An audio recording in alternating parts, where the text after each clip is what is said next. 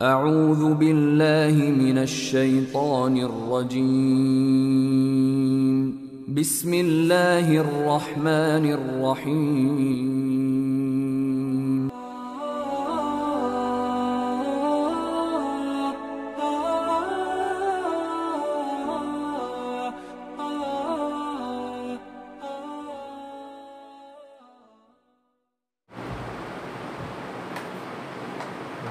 إن الحمد لله نحمده ونستعينه ونستغفره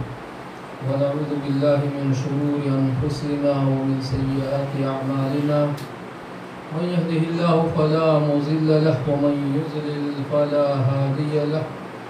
وأشهد أن لا إله إلا الله وحده لا شريك له وأشهد أن محمدا عبده ورسوله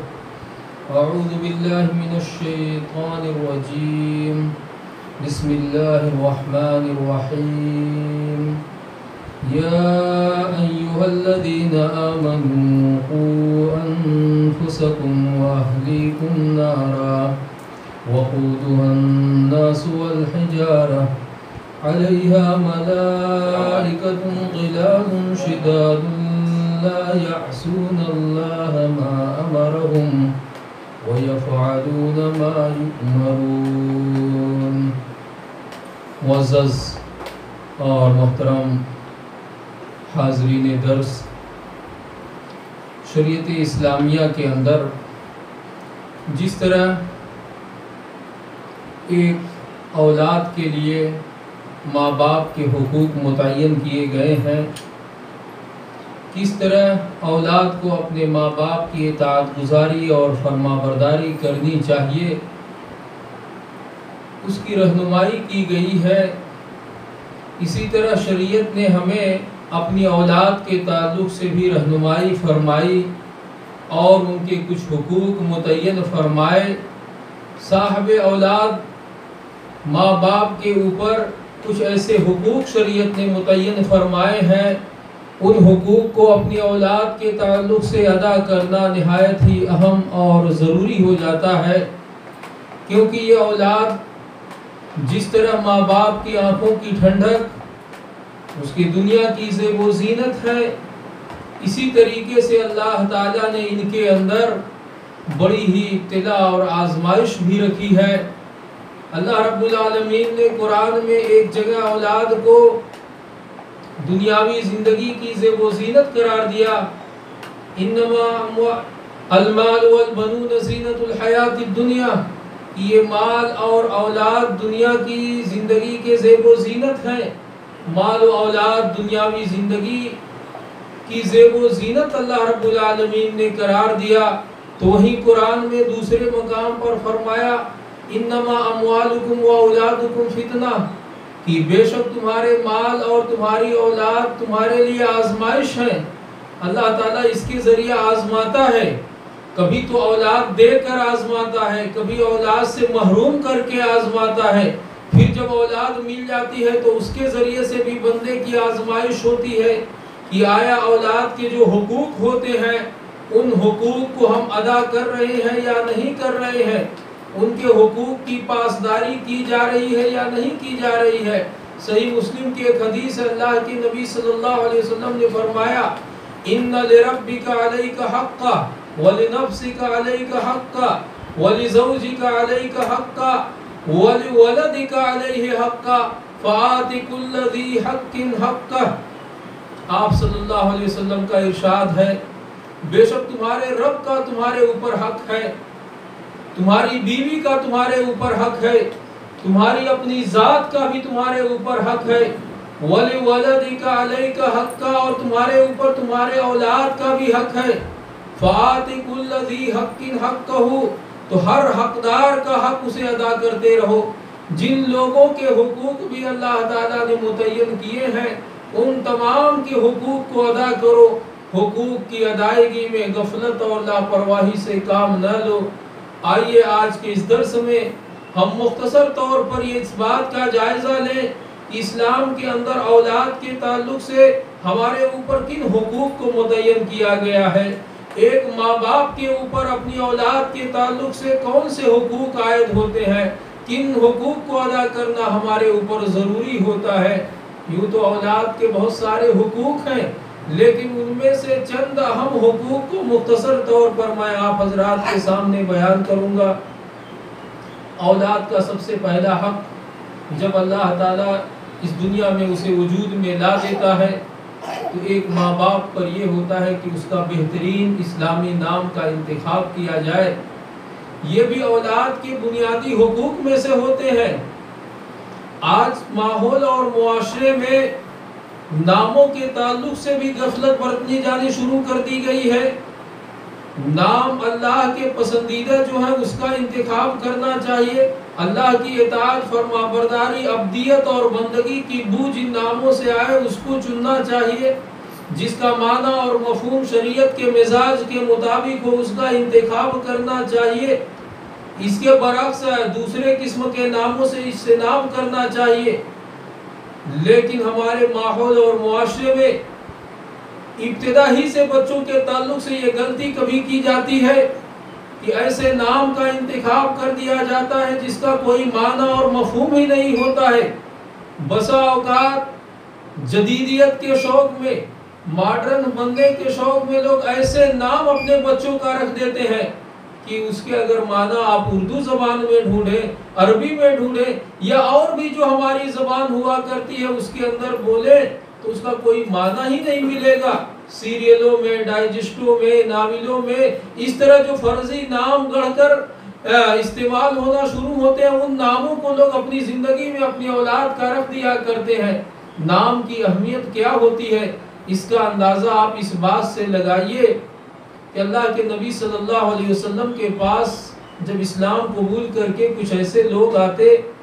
جن کا نام کا مفہوم اور مطلب صحیح نہیں ہوتا تو اللہ کے نبی صلی اللہ علیہ وسلم ان کے ناموں کو بدل دیا کرتے تھے، نام کی تبدیلی کر دیا کرتے تھے۔ ناموں کے تعلق سے بھی علامہ ابن القیم رحمہ اللہ نے ذکر فرمایا کہ اس کی تاثیر ہوا کرتی ہے۔ اعلام الموقعین میں علامہ ابن القیم رحمہ اللہ مشہور تابعی سعید بن مسیب رحمہ اللہ کا واقعہ نقل فرماتے ہیں۔ سعید ابن مسیب رحمہ اللہ یہ بڑے جلیل القدر تابعی ہیں۔ یہ بیان فرماتے ہیں کہ میرے دادا کا نام حزن تھا۔ عربی زبان میں حزن کے معنی غم اور افسوس کے ہوا کرتے ہیں، فکر مندی کے ہوا کرتے ہیں۔ کہتے ہیں کہ میرے دادا نے جب اسلام قبول کیا، نبی صلی اللہ علیہ وسلم کے پاس آئے، نبی صلی اللہ علیہ وسلم نے فرمایا کہ تم اپنے نام کو بدل لو، حزن تمہارے نام سے غم اور افسردگی ظاہر ہو رہی ہے۔ لیکن اس وقت سعید ابن مسیب کے دادا نے فرمایا کہ میرے ماں باپ نے جو نام رکھ دیا میں اسی کو پسند کرتا ہوں، اسی سے لوگوں کے درمیان میرا تعارف اور پہچان ہو گیا ہے، بدلنے کے لیے تیار نہیں ہوئے۔ سعید ابن مسیب رحمہ اللہ فرماتے ہیں کہ کاش میرے دادا نبی صلی اللہ علیہ وسلم کا مشورہ مانتے ہوئے اپنے نام کو تبدیل کرنے کے لیے راضی ہو جاتے۔ میرے دادا کا نام حزن تھا، اس کا یہ اثر تھا کہ ہمارے خاندان اور گھر کے اندر برابر ایسے معاملات اور امور پیش آتے رہے جس کی وجہ سے ہمارے اوپر غم اور رنجیدگی چھائی رہا کرتی تھی۔ افسوس کے اور غمناک حادثات ہمارے گھر اور خاندان میں برابر پیش آتے رہے۔ اس لیے ہمیں ناموں کے تعلق سے ہوش مندی سے کام لینا چاہیے، لوگوں سے نمایاں بننے کی کوشش نہیں کرنی چاہیے۔ شریعت کے اندر عبداللہ عبد الرحمن نام کو پسند کیا گیا۔ اللہ کے نبی صلی اللہ علیہ وسلم کو اللہ تعالیٰ نے اولاد سے نوازا تو اللہ تعالیٰ نے اس کا نام ابراہیم رکھا۔ اس لیے نبی صلی اللہ علیہ وسلم کے اسوہ اور نمونہ پر چلتے ہوئے ہمیں بھی چاہیے کہ انبیاء کرام کے ناموں کو انتخاب کریں۔ اللہ تعالیٰ نے صحابہ کرام کو مقام اور مرتبہ سب سے اونچا اور بلند بنایا اس امت کے اندر۔ یہ طبقہ سب سے اشرف طبقہ ہے اس امت کا، اس لیے صحابہ کرام کے ناموں کا انتخاب کرنا چاہیے۔ اس کے علاوہ بھی ایسے نام جس کے معنی اور مفہوم صحیح ہے اس کا انتخاب کرنا چاہیے۔ یہ اولاد کے بنیادی حقوق میں سے پہلا حق تھا۔ دوسرا حق اولاد کی جانب سے عقیقہ کرنا، یہ بھی ایک باپ کا بنیادی فریضہ ہے۔ اللہ تعالیٰ جب اس سے اولاد کو نواز دیتا ہے اور اللہ نے اسے استطاعت دیا ہے تو اسے لڑکا ملنے کی صورت میں 2 بکرے اس کی جانب سے قربان کرنے چاہیے، یا لڑکی ہے تو 1۔ لیکن اگر استطاعت نہیں ہے، لڑکا ہی اس کو ملا ہے، دو نہیں کر سکتا ہے تو ایک ہی اس کی جانب سے قربان کر سکتا ہے، لیکن عقیقے کے تعلق سے غفلت نہیں برتنی چاہیے۔ 7ویں دن بچے کی جانب سے عقیقہ کر دینا چاہیے، یہ شریعت کا ایک حکم ہے، اور اللہ کے نبی صلی اللہ علیہ وسلم نے فرمایا کل غلام مرہون بعقیقتہ، ہر پیدا ہونے والا بچہ اپنے عقیقے کے عوض گروی رکھا ہوتا ہے۔ گروی اگر کسی کے پاس آپ رکھ دیں تو اس کے تعلق سے آپ کی کیا کوشش رہے گی کہ جلد جلد اس کو آزاد کرا لے، گروی کو چھوڑا لے۔ اسی طریقے سے شریعت نے اولاد کو بھی گروی قرار دیا اور اس کے تعلق سے حکم دیا کہ 7ویں دن اس کے جانب سے عقیقہ کیا جائے، اس لیے اس کے عقیقے کا بھی عمل انجام دینا ضروری ہے۔ یہاں کے ماحول اور معاشرے میں الحمدللہ لوگ اہتمام کرتے ہیں، لیکن اسی ہندوستان کے اور دوسرے حصوں میں دیکھا جائے بڑے بڑے صاحب استطاعت لوگ ہیں، اللہ تعالیٰ نے مالی حیثیت انہیں دی ہے، لیکن ذوق اور شوق سے عقیقے کو مؤخر کر دیتے ہیں۔ کبھی تو نوبت یہ آتی ہے کہ شادی کے موقع پر عقیقہ ان کا کیا جاتا ہے، یا کبھی کچھ ایسا بھی سنا گیا بوڑھے ہو گئے لوگ مسائل پوچھنا شروع کر دیتے ہیں کہ باپ حج یا عمرہ کرنے کے لیے جا رہا ہے، اس کا عقیقہ نہیں ہوا ہے، پہلے اس کا عقیقہ کرے، اس کے بعد حج کے لیے اس کو روانہ کرے، عمرے کے لیے روانہ کرے۔ اس قسم کے ماحول اور معاشرے میں ایسی چیزیں بھی پیش آ جاتی ہیں، جبکہ اگر ہم جانیں کہ اولاد کا بنیادی حق ہوا کرتا ہے تو اس سے غفلت نہیں برتی جائے گی۔ ہر ماں باپ اس حق کو ادا کرنے کی کوشش کریں گے۔ اولاد کے حقوق میں سے ایک تیسرا حق یہ ہوتا ہے جو خاص کر کے ماں کے اوپر لازم ہوتا ہے، وہ ہے حق رضاعت۔ حق رضاعت کا مطلب بچے کو دودھ پلانا، یہ بھی بچے کی نشوونما اور اس کی پرورش کے تعلق سے بہت ہی بنیادی حق ہوتا ہے۔ رضاعت کا مسئلہ شریعت کے اندر بہت کھول کھول کر بیان کر دیا گیا ہے، اس کے بہت سارے احکام ہیں۔ رضاعت کی اہمیت کتنی زیادہ ہو سکتی ہے، آپ اس کا اندازہ لگائیے کہ کوئی ماں اپنے بچے کو دودھ نہیں پلاتی ہے، کسی دوسرے عورت کے حوالے اس کو کر دیا جاتا ہے، اور رضائی ماں بن جاتی ہے، اس کا باپ رضائی باپ بن جاتا ہے۔ جس طریقے سے نسبی رشتے کی وجہ سے کتنے نکاح حرام ہو جاتے ہیں، ان سے نکاح نہیں کیا جا سکتا، اسی طریقے سے رضاعت کے لیے اگر دوسری عورت کو استعمال کر دیا گیا اس وجہ سے کتنے رشتے حرام ہو جاتے ہیں۔ نکاح ابدی یعنی ہمیشگی کے طور پر حرام ہو جایا کرتا ہے،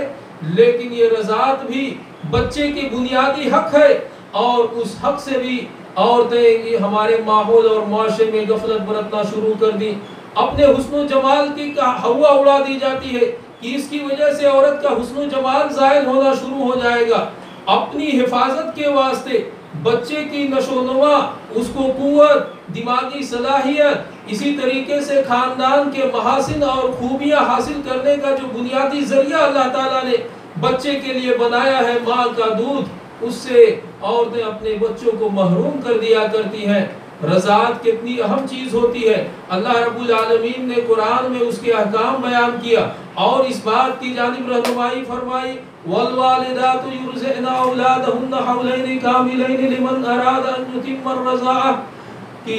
جننے والی یعنی مائیں یہ اپنی اولاد کو 2 مکمل سال تک دودھ پلائیں، اگر رضاعت کی مدت پوری کرنا چاہیں تو۔ یہ اللہ تعالیٰ نے 2 سال کی مدت متعین فرما دی کہ اس 2 سال تک اگر مائیں چاہیں تو اپنی اولاد کو دودھ پلاتی رہیں۔ تو بہرحال رضاعت کا حق، دودھ پلانے کا حق، یہ بچے کا بنیادی حق ہوا کرتا ہے، اس سے غفلت نہیں برتنی چاہیے۔ اگر ہمارے سماج اور معاشرے میں عورتیں غفلت برتتی ہیں تو ایک شوہر کی ذمہ داری ہوتی ہے کہ اس کے فوائد جو بچے کے تعلق سے ہوتے ہیں ان کے فوائد سے اپنی بیویوں کو آگاہ کریں، اور اگر اس سے غفلت برتنے کی وجہ سے بچے کی صحت پر، اس کے جسمانی نشوونما پر اور اس کی دماغی صلاحیت پر، اس کی فکری صلاحیت پر اور اس کے اندر جو خوبیاں پیدا ہو سکتی ہیں، اس سلسلے میں نقصانات جو ہوتے ہیں، ان نقصانات سے بھی واقف کرانے کی ضرورت ہے۔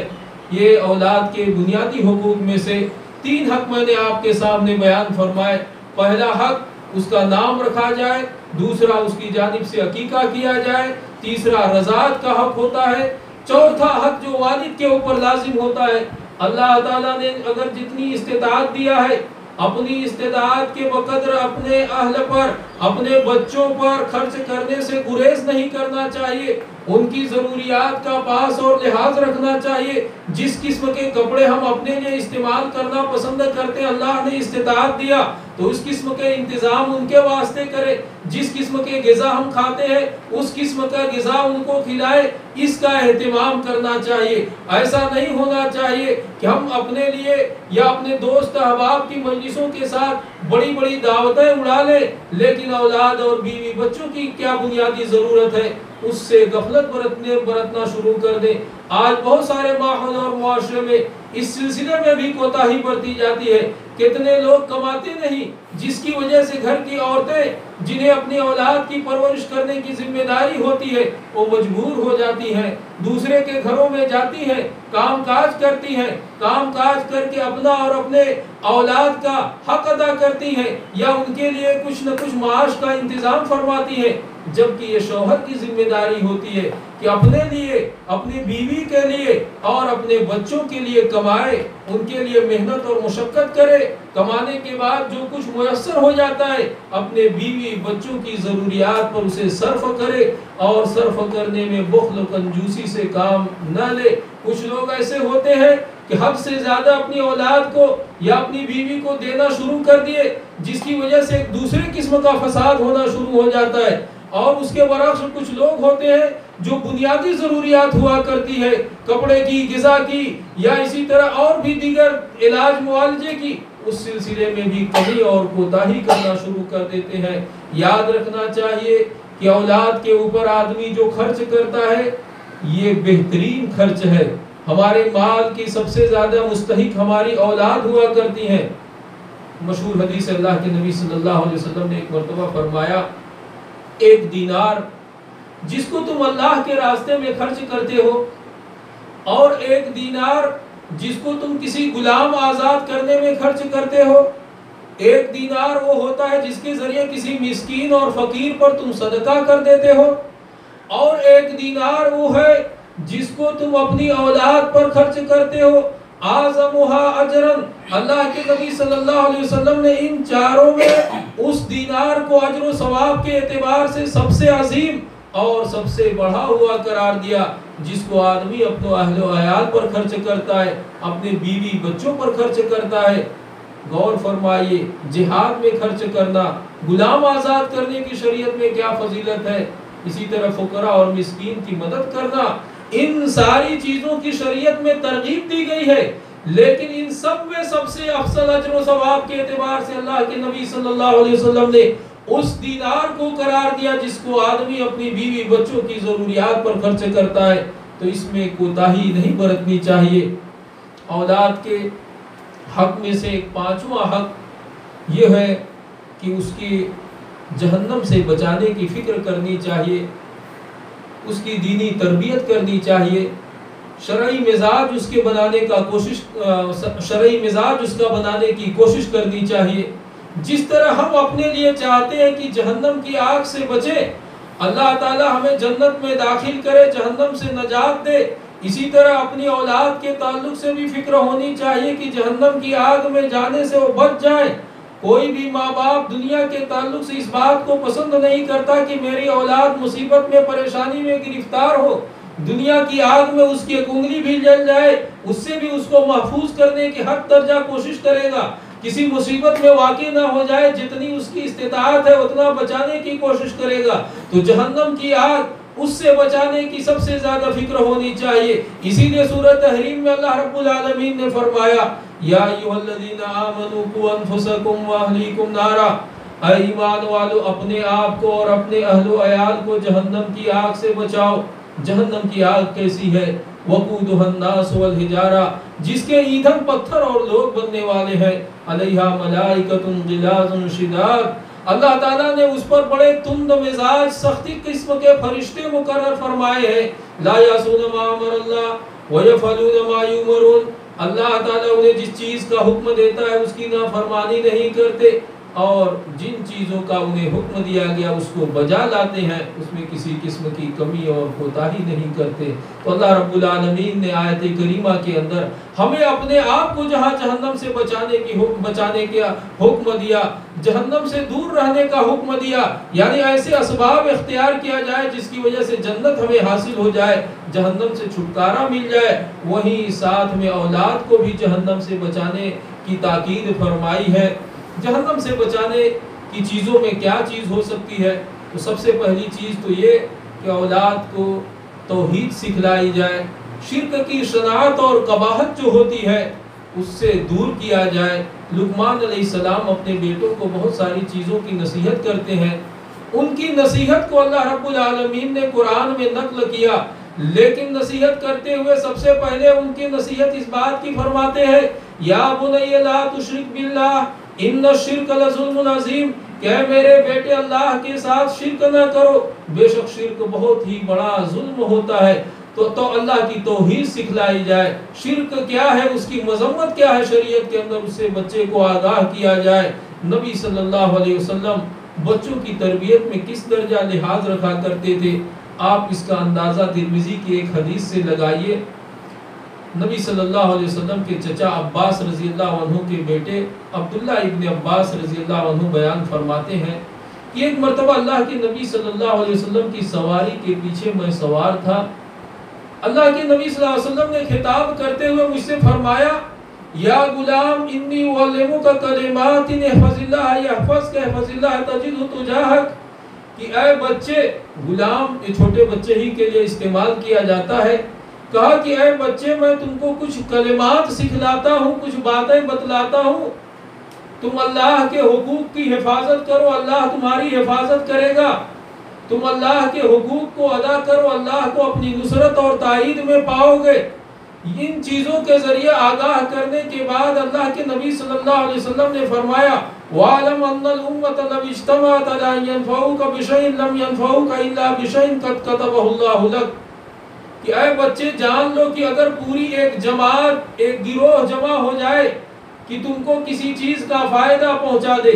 تم کو فائدہ پہنچانے کے لیے ایک جماعت اکٹھا ہو جائے تو تم کو وہی فائدہ پہنچا سکتے ہیں جس فائدے کو اللہ نے تمہارے لیے لکھ دیا ہے۔ وَعَلَمْ أَنَّ الْأُمَّةَ لَوْ اجْتَمَعَتْ عَلَىٰ أَن يَضُرُّوكَ بِشَيْءٍ لَمْ يَضُرُّوكَ إِلَّا بِشَيْءٍ قَدْ كَتَبَهُ اللَّهُ عَلَيْكَ، اور اس بات کو بھی اپنے ذہن نشین کر لو، اپنے ذہن میں بیٹھا لو کہ پوری ایک جماعت اکٹھا ہو جائے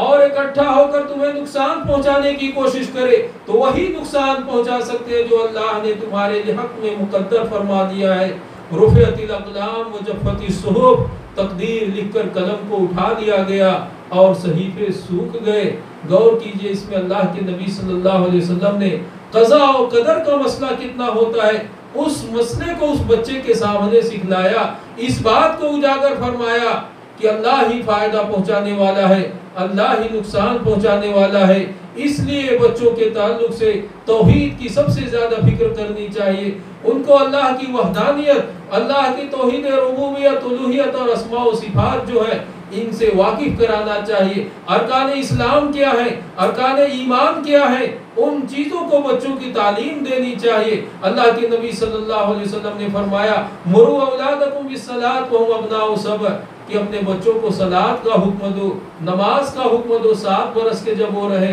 وَضْرِبُوهُمْ عَلَيْهَا وَهُمْ أَبْنَاءُ 10، اور صلاۃ و نماز کے لیے اگر تعلیمی طور پر مارنے کی ضرورت پڑتی ہے تو انہیں مارو، جب وہ 10 برس کے ہو جاتے ہیں۔ تو یہ اسلام کی بنیادی چیزوں کو سکھلانے کی اور اس پر عمل پیرا کرانے کے اللہ کے نبی صلی اللہ علیہ وسلم نے تاکید فرمائی ہے۔ اس لیے بچوں کے تعلق سے بہت ہی بڑا یہ حق ہوتا ہے کہ ہم اس کو جہنم کے آگ سے بچانے کی فکر کریں۔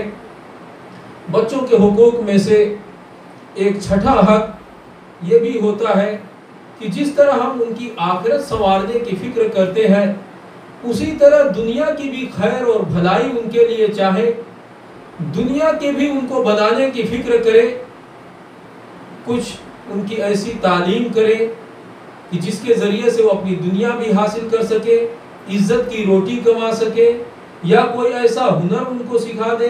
جس کی وجہ سے وہ دنیا میں لوگوں کے سامنے ہاتھ پھیلانے، فقر و محتاجگی سے بچ کر بے نیازی کی زندگی گزار سکے، یہ بھی بہت اہم چیز ہوا کرتی ہے۔ اس بات کی دلیل یہ ہے، مشہور واقعہ ہے، سعد بن ابی وقاص رضی اللہ عنہ بیان فرماتے ہیں،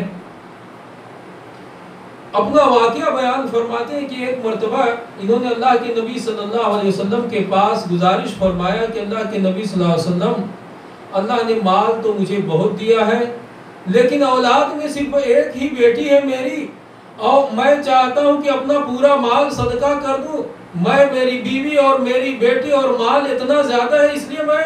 اپنا مال صدقہ کرنا چاہتا ہوں۔ اللہ کے نبی صلی اللہ علیہ وسلم نے منع کر دیا۔ سعد بن ابی وقاص رضی اللہ عنہ نے فرمایا، اللہ کے نبی اگر آپ پورا مال صدقہ کرنے کی اجازت نہیں دیتے ہیں تو میں مال کو 3 حصہ کرتا ہوں، 3 حصہ کرنے کے بعد 2 حصہ اللہ کے راستے میں صدقہ کر دیتا ہوں۔ اللہ کے نبی صلی اللہ علیہ وسلم نے فرمایا، تو ٹھر 2/3 بھی مال اللہ کے راستے میں صدقہ نہ کرو۔ کہا کہ میں مال آدھا کرتا ہوں، آدھا صدقہ کر دیتا ہوں، آدھا اپنے لیے بچا کے رکھتا ہوں، اس پر بھی اللہ کے نبی صلی اللہ علیہ وسلم نے منع کر دیا۔ پھر فرمایا کہ اللہ کے نبی صلی اللہ علیہ وسلم 3 حصہ کرتا ہوں، 1 حصہ صدقہ کرتا ہوں، 2 حصہ بچا کے رکھتا ہوں۔ اللہ کے نبی صلی اللہ علیہ وسلم نے اجازت دیا اور اس کو بھی کثیر خرچ قرار دیا۔ آگے فرمایا، انتظر ورثتک اغنیاء خیر لک من انتظرهم عالۃ یتکففون الناس، کہ اے ساتھ تم اپنے اہل و عیال کو، اپنے بیوی بچوں کو مالدار چھوڑو، یہ بہتر ہے اس بات سے کہ تم انہیں فقیر اور محتاج چھوڑو، جس کی وجہ سے لوگوں کے سامنے ہاتھ پھیلاتے رہے، ایک دوسرے سے مانگتے رہے۔ یہ اللہ کے نبی صلی اللہ علیہ وسلم نے سعد بن ابی وقاص رضی اللہ عنہ کو نصیحت فرمائی۔ اس میں تمام مسلمان والدین کے لیے درس و عبرت ہے کہ اپنے اولاد کی آخرت بنانے کی جس طرح فکر کرے، اسی طریقے سے دنیا بھی بنانے کی فکر کرنی چاہیے۔ ایسی تعلیم دلانے کا انتظام کرنا چاہیے جس کی وجہ سے وہ دنیا حاصل کر لے، یا انہیں جائز تجارت کے ہنر سکھلانے چاہیے، یا اور کوئی ٹیکنیک کی چیزیں انہیں سکھا دینی چاہیے جس کی وجہ سے وہ اپنی معاش کا انتظام کر لے۔ ہم علامہ البانی رحمہ اللہ کی حدیث کے تعلق سے کتنی خدمات ہیں اس کو جانتے ہیں۔ حدیثوں کی تحقیق کا ایک رواج انہوں نے دیا اس دور کے اندر۔ یہ کیا بیان فرماتے ہیں؟ اپنے والد کے تعلق سے فرماتے ہیں کہ میرے والد کا میرے اوپر بہت بڑا احسان ہے کہ انہوں نے مجھے گھڑی سازی کا ہنر سکھلا دیا۔ اللہ تعالیٰ نے اس ہنر میں ان کو اتنی برکت دیا، ماہر گھڑی ساز تھے، دمشق کے اندر یا ملک شام کے کسی علاقے میں رہا کرتے تھے۔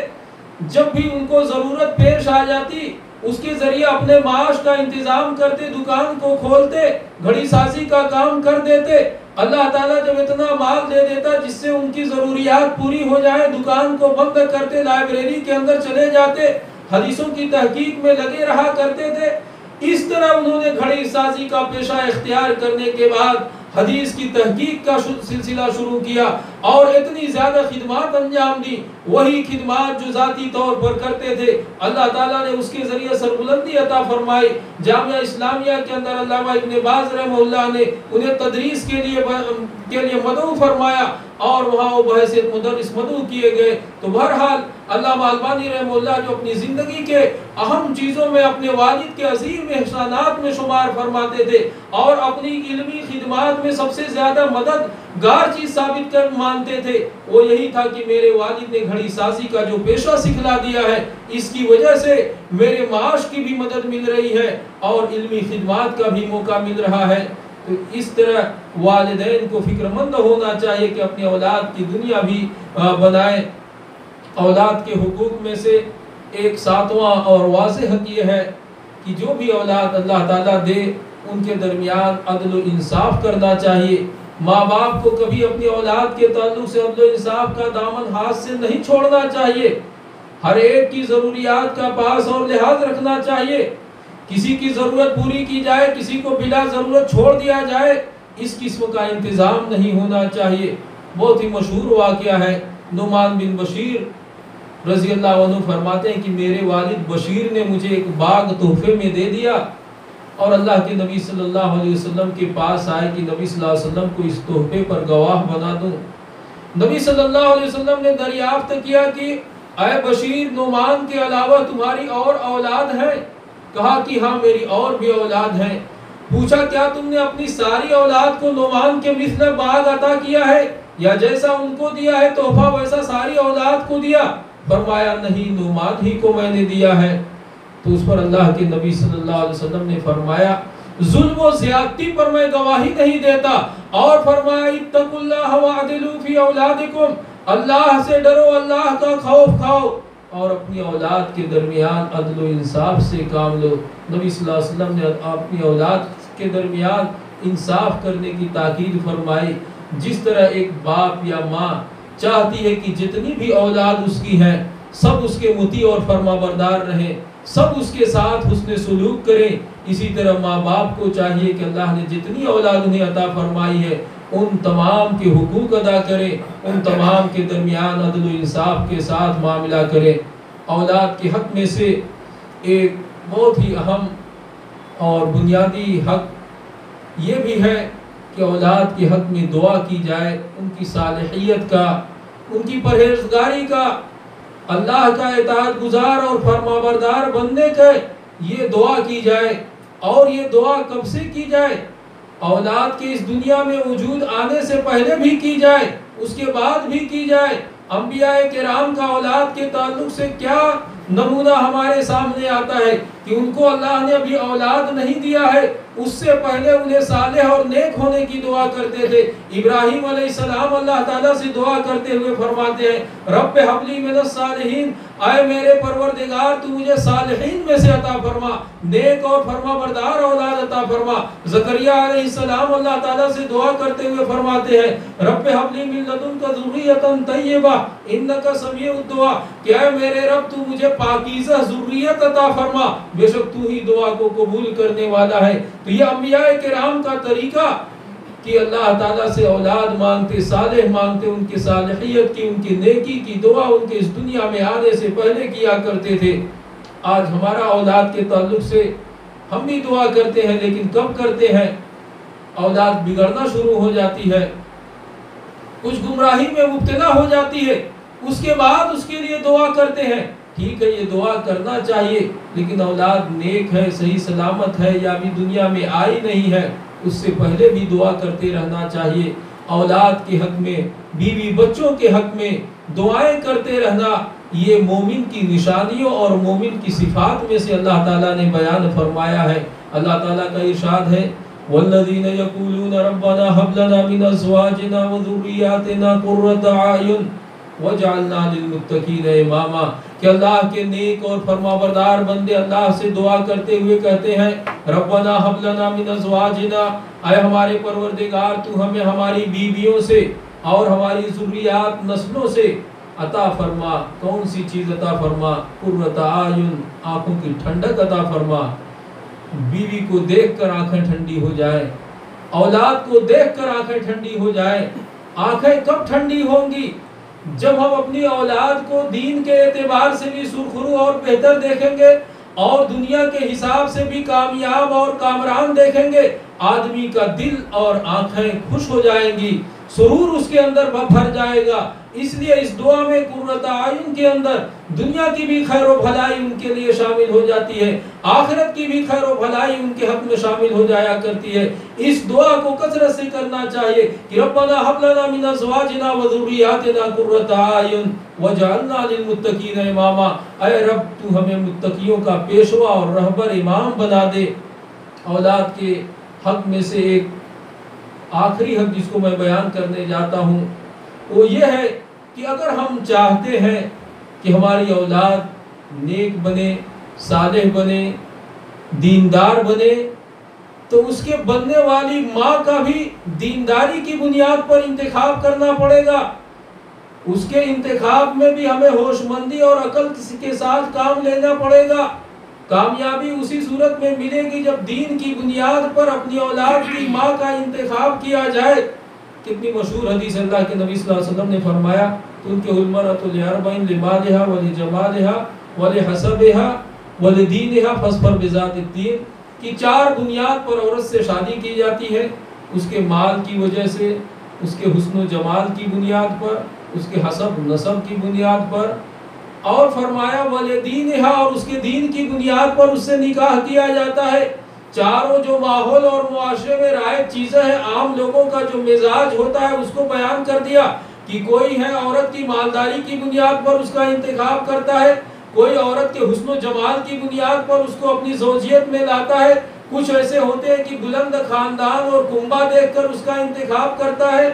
اور کچھ لوگ ایسے ہوتے ہیں کہ دین کی بنیاد پر اس کو چنتے ہیں۔ اللہ کے نبی صلی اللہ علیہ وسلم نے فرمایا فَاظْفَرْ بِذَاتِ الدِّينِ، دین والی کا انتخاب کر کے تم کامیاب ہو جاؤ۔ دیندار عورت کا اگر انتخاب کریں گے تو اس دنیا کی زندگی بھی انشاءاللہ امن اور سکون کی بنے گی، اور اس کی بنیاد پر اولاد کی تربیت بھی بہتر ہوگی، اللہ کا بھی حق ادا کرنے والی ہوگی، شوہر کے حق بھی ادا کرنے والی ہوگی، بچوں کے جو حقوق ہوتے ہیں ان حقوق کو بھی ادا کرنے والی ہوگی۔ یہ بھی ایک نہایت ہی بنیادی حق میں سے ہوا کرتا ہے کہ اپنی اولاد کے لیے دیندار ماں کا بھی انتخاب کیا جائے۔ یہ اولاد کے جو بہت سارے حقوق شریعت اسلامیہ کے اندر متعین فرمائے گئے ہیں، میں نے ان میں سے کچھ بنیادی حقوق کو آپ حضرات کے سامنے بیان فرمایا۔ اللہ رب العالمین سے دعا ہے کہ اللہ تعالی ہمارے اوپر جن حقوق کو تو نے متعین فرمایا ہے، پہلے ہمیں ان حقوق کو جاننے والا اور اس کو ادا کرنے والا بنائے، ہماری اس دنیا کی زندگی کو اپنی توحید سے بھر دے، شرک سے تو ہمیں نجات دے، جب تک ہمیں اس دنیا کے اندر زندہ رکھے اللہ ایمان عمل صالح صحت و عافیت تندرستی کے ساتھ امن و سکون کے ساتھ زندہ رکھ، ہمارا خاتمہ ایمان بالخیر پر فرما، آمین وآخر دعوانا الحمدللہ رب العالمین، سبحانک اللہم و بحمدک، اشہد ان لا الہ الا انت، استغفرک و اتوب الیک۔